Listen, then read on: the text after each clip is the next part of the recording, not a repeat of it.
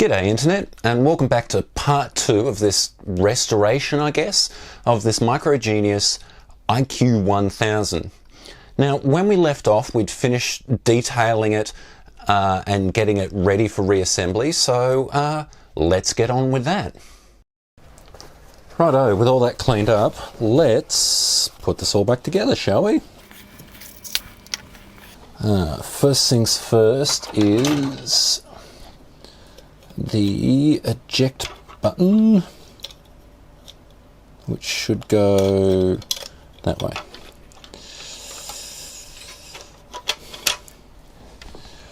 With these two brackets and 4 short screws.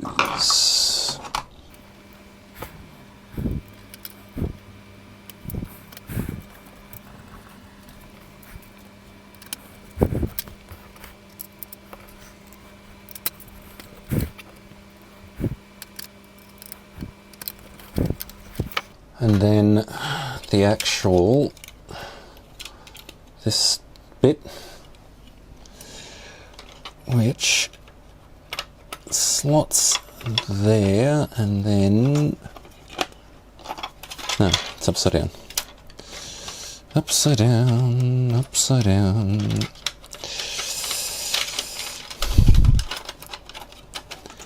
And that goes there with some longer screws, I think. No, this also uses the shorter ones.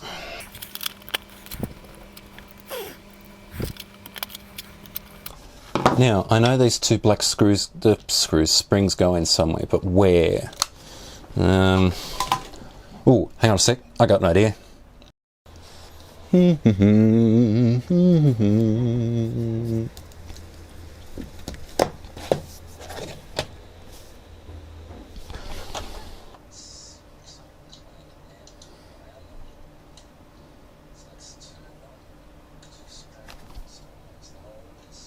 So now I know where they go.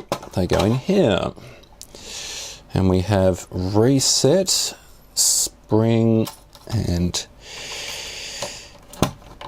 in, spring, and in, and that is the top done. Okay, let's get you out of the way. And now the base.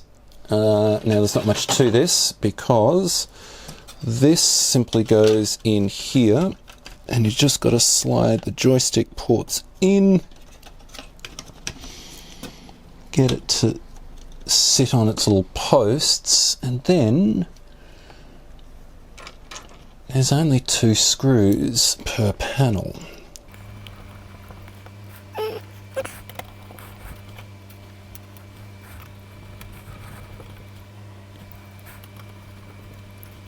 Yep, I forgot to put the big spring in. Damn it. You didn't remind me. But this should be fairly simple. That sits inside that circle and pops up. No, I could have actually just put it in. Alright. Doesn't need to go underneath. Oh, that's right, and there was 2 longer screws that go in around the cartridge slot.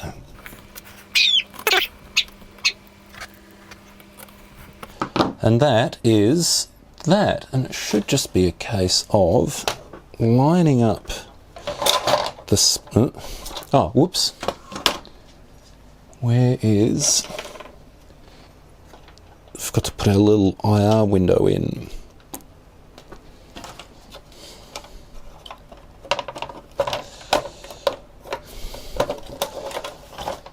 Flipping it over, and 6 screws in the base.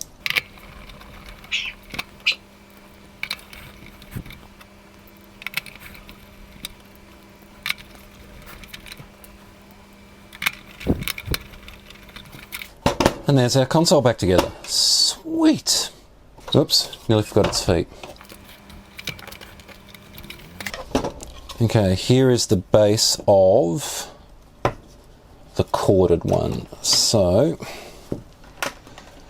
start by getting the strain relief in. Doesn't seem to matter which way it goes. And dropping the board in.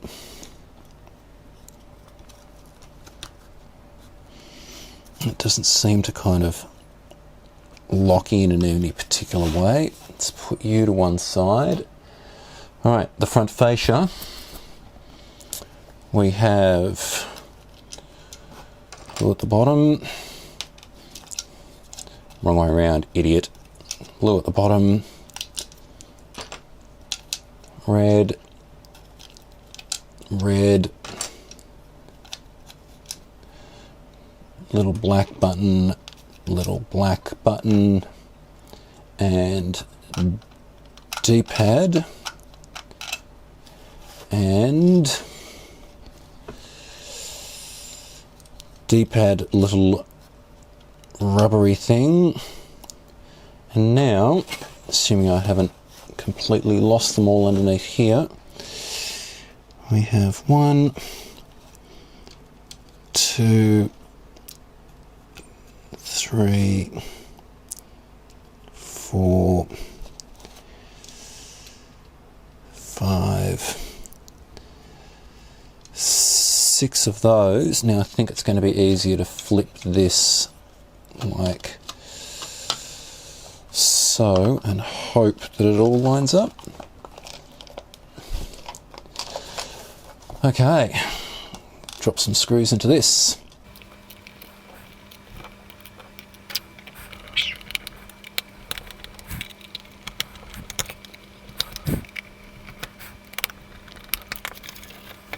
And there we go, there's that. I'm not going to bother polishing that one. Now we have this one. So, D-pad, blue, blue, little black switch, button, little black button. Now, these have a little white insert like that, and I'm not sure which way round they're meant to go. Well, I guess they'll either work or they won't, right? Oh, hang on a sec, they can only go one way round because there's a notch.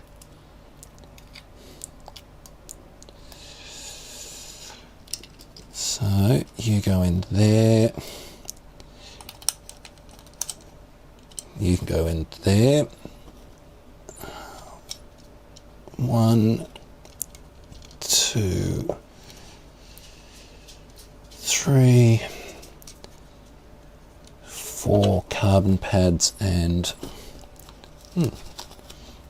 kind of wet. And the carbon pad for the D-pad. Now the back, that has to go like that. Oh, hang on a sec. I forgot about this. Oops. Hope I haven't caused it any damage. I shouldn't have. Well, it certainly smells like a fish and chip shop. Come on, get out of there. There we go.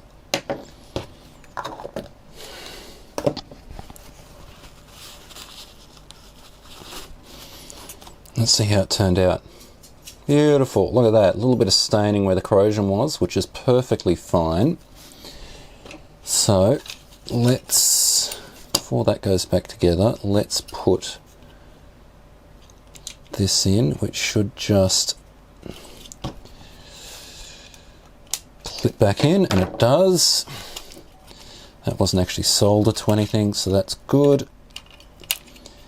You go on there. Now, the little window for this guy Now, it's got a profile to it, so I believe it goes on the inside or the outside. It's got to go on the inside. Like that. And then you kind of go in. Actually, I wonder if this is going to be easier to put this in first. Line it up, and then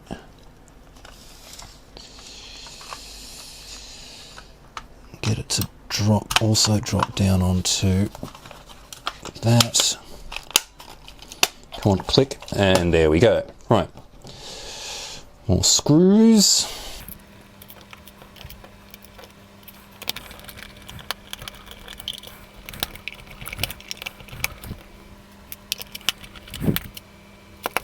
All right, let me find some fresh batteries. All right, 2 fresh batteries. Lid. And there we go. Okay, let me clean up my mess and let's see if I haven't killed it. So with all back together, I think it's time to fire it up.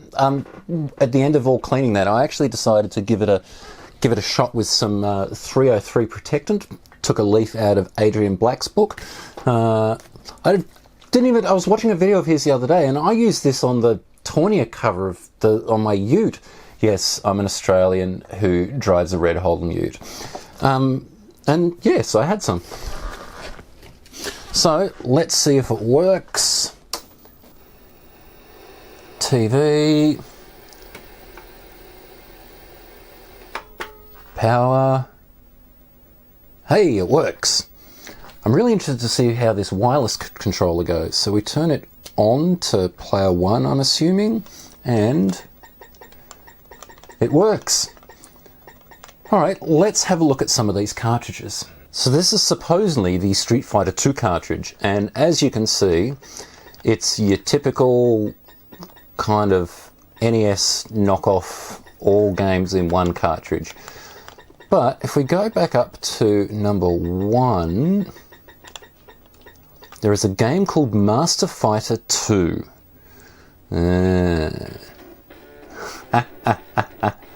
And it is a Street Fighter 2 port to the Famicom. The World Warrior by Okosoft. Who I want to be. We've only got a choice of 4, so let's go with Zangief.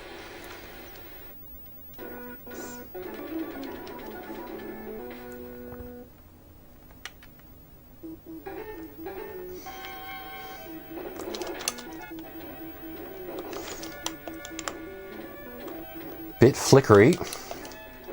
Not much in the way of animation, but I'm kind of...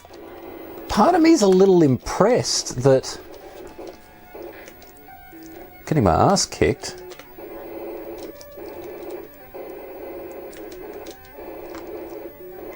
But I'm kind of impressed that this can pull it off. So there you go. All right, that's an attempt at Street Fighter 2. Okay, so we've obviously got Mario with no logo. That's cute, but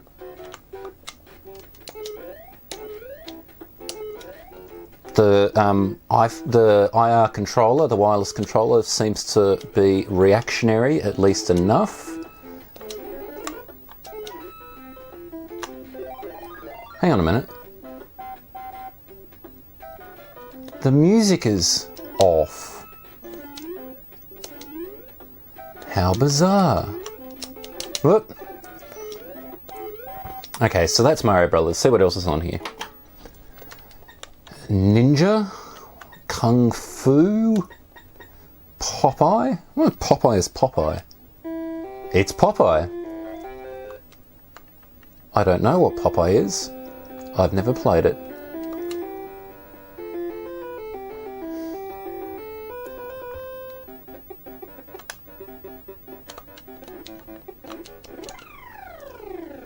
I don't know what I did wrong. I've never played that game.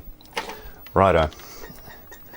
Dig Dug Macross? Macross?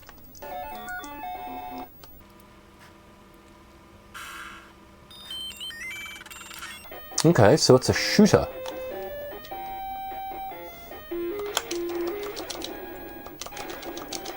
I suck at shooters. I always have.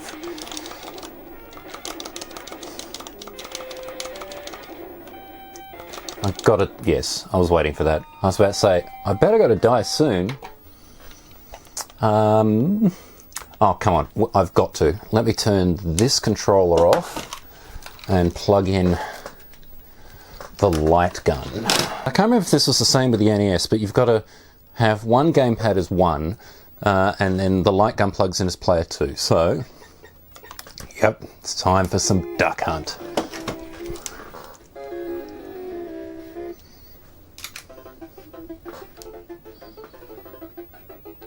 I have not played Duck Hunt in years, because actually I haven't had a light gun, and they don't work on anything other than a CRT.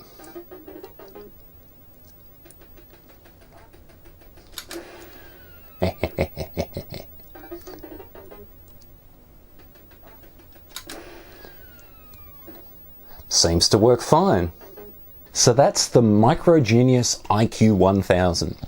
Now look, I realize there is a million Famiclones out there. You can jump on eBay, AliExpress, Amazon, Banggood, you name it, and you'll find 100 different variants that you can buy today. What I like about this one though is, after doing some research, it actually, well, the Micro Genius brand, at least, and the other Famiclones that are in kind of this model lineup, actually seem to be fairly widespread. Perhaps not in Western countries like Australia, where obviously Nintendo had a presence, and so if you tried to sell something like this, you'd likely to get sued. But it just kind of, it piqued my interest. And look, when I saw it there at the Green Shed, part of me was kind of thinking, oh, I've got to rescue this poor old console. But the other thing I thought was that I don't see old Famiclones pop up all that often. And as you saw, the insides, so most Famiclones these days are what's called an NES on a chip. They've basically gotten to the point where they can stick an entire NES on one chip. That's not what this is. This seems to be made out of very similar hardware that the original NES did. And so from that point of view, since opening it up, I think it's quite interesting. And look, I like oddities. If you saw my Apple II clone quick look, you'll know that I kind of like that sort of thing. And I hope you did too. I think I'm going to go back and play a bit more Duck Hunt. I hope you enjoyed the video. Click like, click subscribe down the bottom, and I will see you next time.